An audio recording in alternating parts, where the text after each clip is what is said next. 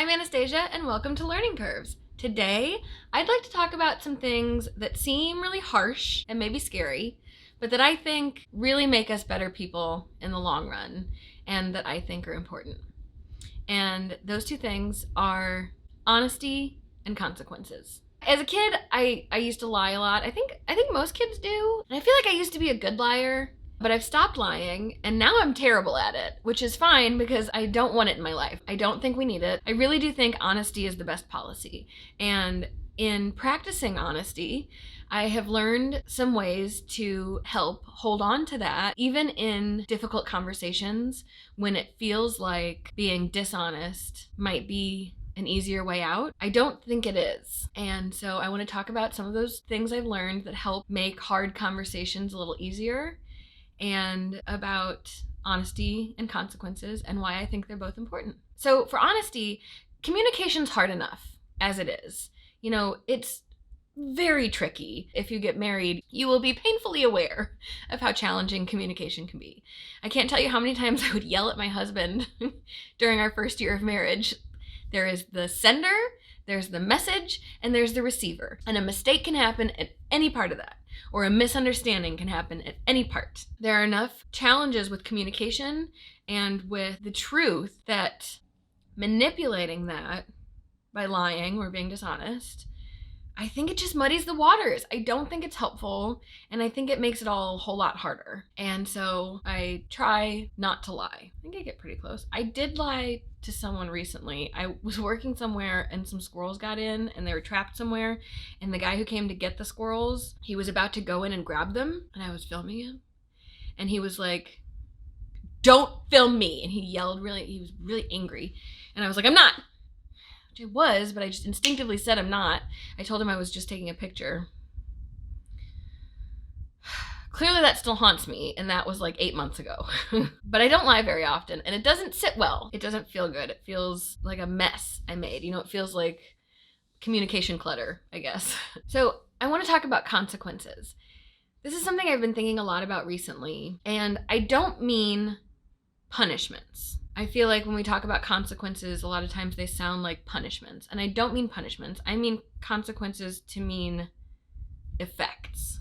So you do something, and the consequence of that is the effect. I'm a big fan of second chances, of giving people multiple chances, but I think there's a difference between giving someone a second chance and them not knowing it's a second chance, than telling someone, hey, specifically in a work environment, saying, you did not meet the expectations here. Here's where you fell short. Here's what needs improvement. And then letting them try again. Because if they don't understand the effects of their actions, how are they going to do any better?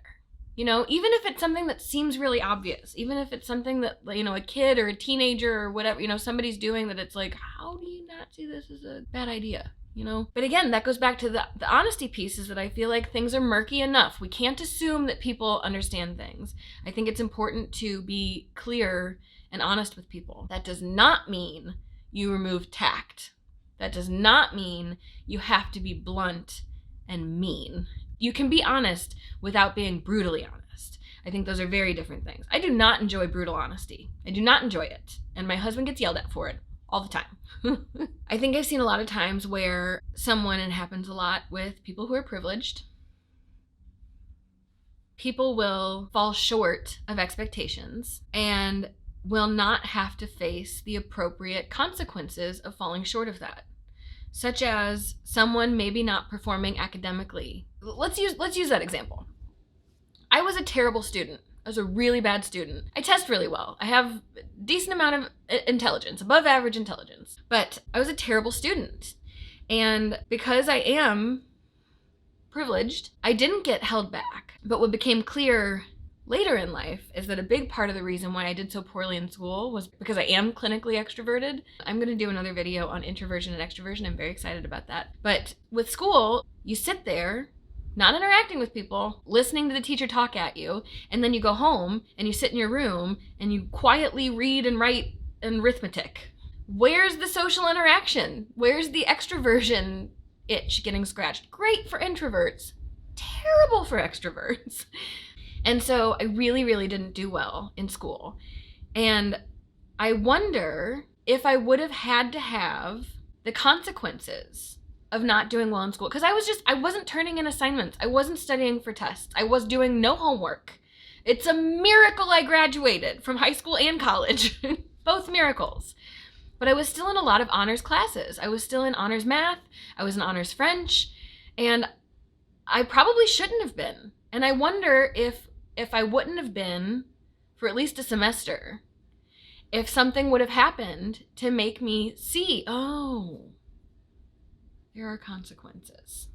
You know, and maybe I would have liked it better, who knows? But maybe I also would have wanted to push myself. Maybe I would have found a way to motivate myself to try harder to get back into the honors classes.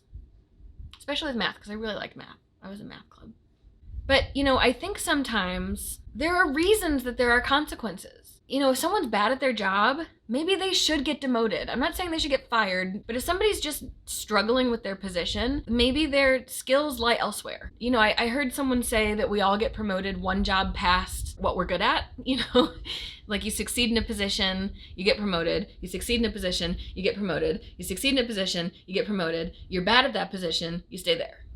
Well, maybe you should get demoted or side-moded. I think most people want to be good at their jobs, and that can't feel good to know that you're not succeeding, to know that you're not fulfilling your duties satisfactorily. You know, when someone hurts your feelings or disappoints you, I don't think that not telling them is doing either of you any favors.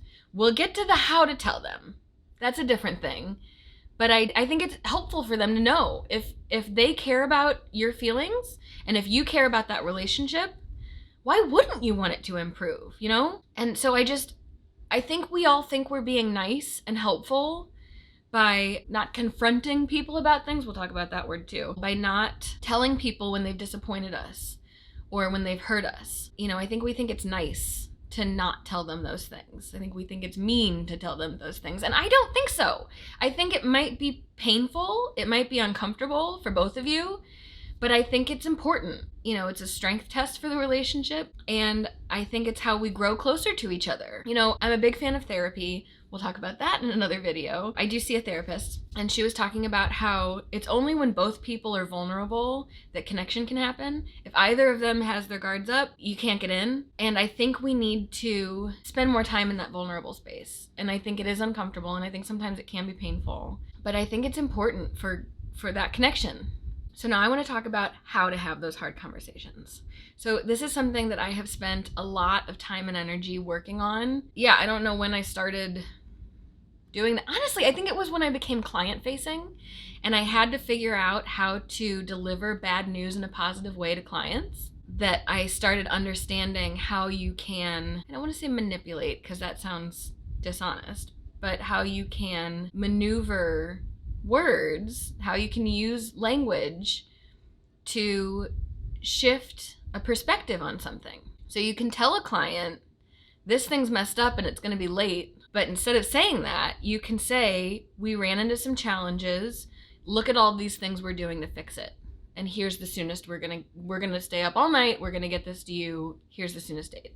You know, those are the same things. That's not dishonest to say this is what happened and focus on the fixes, you know? I think that the key to hard conversations, number one, the golden rule, is hold on to respect. Respect the other person. The moment you stop respecting the other person, you're not going to have a successful conversation. If you're looking for a mic drop situation, if you're looking to, boom, I told you, you know, you need to be handing the microphone to the other person. It needs to be a conversation and a respectful one, even if you have a really hard time respecting the person.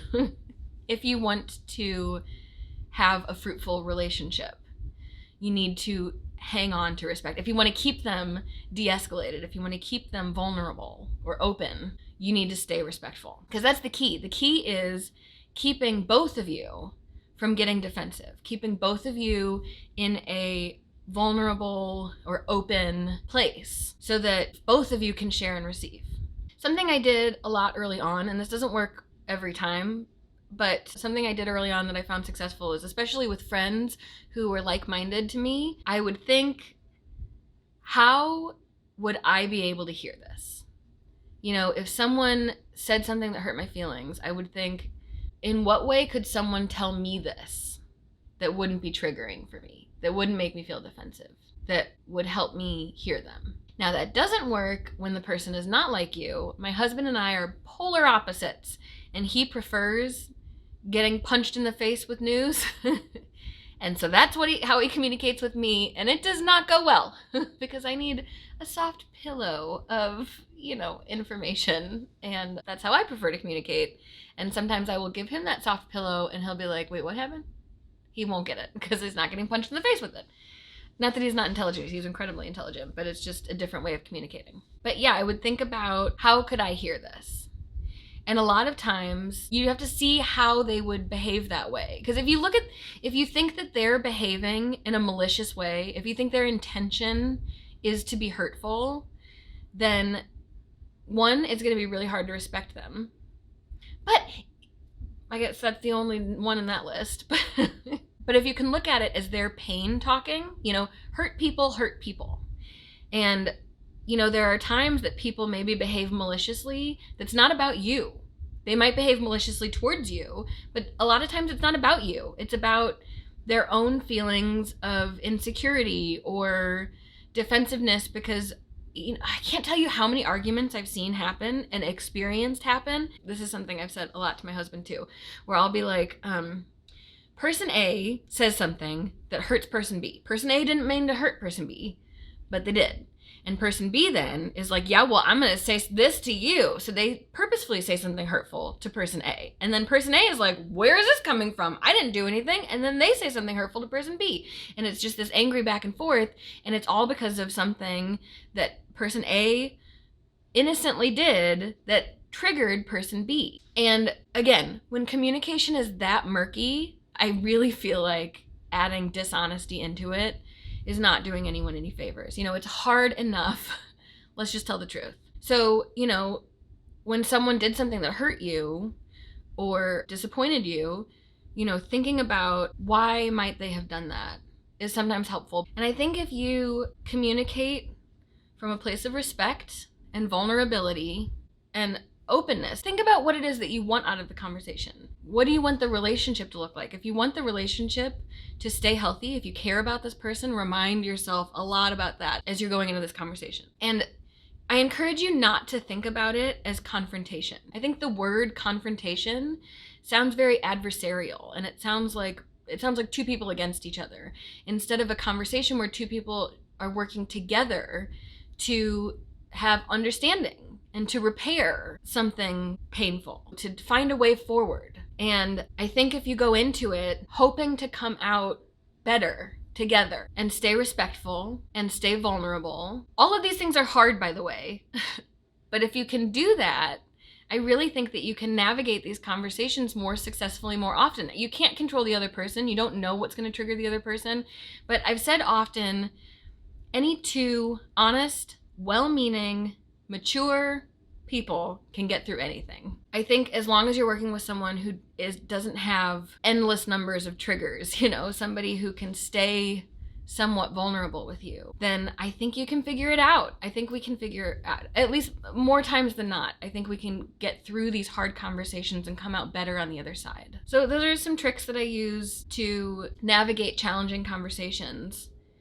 And I think that honesty really is an important piece of that equation, hanging on to honesty and respect. The consequences piece I kind of hesitate on, because I think it can sound mean, and I don't just mean we need to go around punishing everyone, but I think that we all need to hold ourselves to a higher standard.